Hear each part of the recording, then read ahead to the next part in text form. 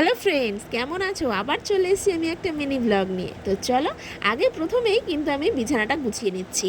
আজকে যেহেতু স্যাটারডে, তাই জন্য মাহির তো স্কুল ছুটি, কিন্তু ও পড়তে গেছে, আর সেই ফাঁকেই কিন্তু আমি বিছানাটাকে তুলে নিলাম। আর আজকে এত বাড়ির কাজ থাকে, কিচ্ছু বলার নেই। তো চলো, এবার রান্না করতে যাওয়ার পালা। এই যে চিকেন ছিল, সেদিনকে যে আমি চিকেনটা বানিয়েছিলাম না, তেল ছাড়া চিকেন, তো কয়েকটা পিস ছিল, তাই ভাবলাম আজকে একটু ভাপা করে নিই। তাই জন্য দেখো, পোস্ত, কাজু বাদাম, চারমগজ, টক দই, একটা পেঁয়াজ, মানে খুব বেশি বড় না, ছোট সাইজের, আর আদা বাটা, মানে আদা কুঁড়ো আর রসুন, এগুলো সব একদম কিন্তু মিক্সিতে একদম পেস্ট করে নিয়েছি। আর এবার এটা দিয়েই কিন্তু আমি এর মধ্যে ঢেলে দিয়েছি। আজকে জানো তো, আর এই যে তোমাদের এই এটা হচ্ছে গন্ধরাজ লেবু, আমাদের বাড়ির গাছের, জানো তো, যা সুন্দর গন্ধ না, তো সেটারই জেস্ট দিয়ে দিলাম। আর এই যে একটু বেরেস্তাও করে নিয়েছিলাম, সেটারও ওই তেল সমেত ওই বেরেস্তাটাও দিয়ে দিয়েছি। তারপর নুন, হলুদ সব কিছু দিয়ে একদম ভালোভাবে মেখে রাখবো। আর এর ওপরে আমি কিন্তু কয়েকটা কাঁচা লঙ্কাও দিয়ে দেবো। তো মাখা হয়ে গেছে, আর তার সাথে দেখো, যে গন্ধরাজ লেবুটা ছিল সেটা স্লাইস করেও দিয়ে দিয়েছি, আর কয়েকটা গন্ধরাজ লেবুর পাতাও দিয়ে দিয়েছি। ওহ, যা সুন্দর গন্ধ বেরিয়েছিল।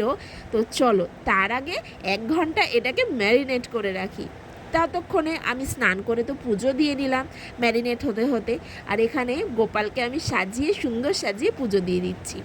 আমি পুজো দিলে কি হবে, ওনাকেও তো, মানে মাহিকেও তো আবার পুজো দিতে হবে, ওকেও স্নান করাতে হবে। তো ওর এখন খুব ভালো একটা অভ্যাস হয়েছে, ও কিন্তু পুজো দেয়। তো যাই হোক, পুজো টুজো তো সব দেওয়া হয়ে গেছে, এবার চলে এসেছি রান্নায়।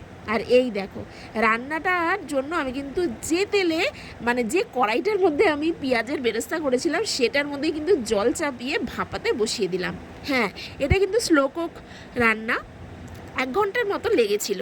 আর এই দেখো, বাইরে কি বৃষ্টি পড়ছে, আর তার ফাঁকেই দেখো আমার হয়ে গেল পুরো 1 ঘন্টা 20 মিনিট ধরে কিন্তু আমি স্লো আছে রান্না করেছি। এইটা এত সুন্দর গন্ধ বেরোচ্ছিল না, কি বলবো।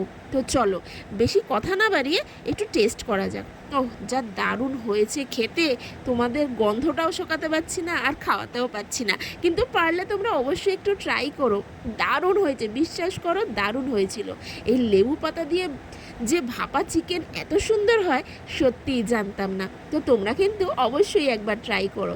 তো চলো, আজকের মতো এখানেই টাটা বলছি। আরেকটা মিনি ব্লগে খুব শিগগিরই ফিরে আসবো। তো চলো, টাটা।